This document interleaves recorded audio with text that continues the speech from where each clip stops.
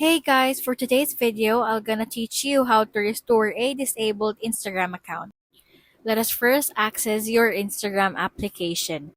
This shows that for some reasons your account was banned or just mistakenly disabled.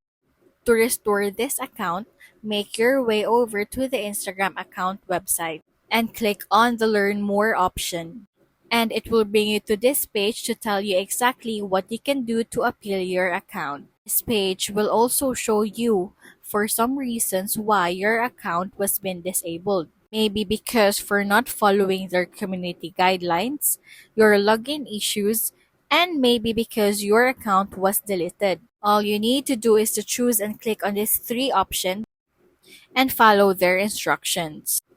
And that's how you restore your disabled Instagram account.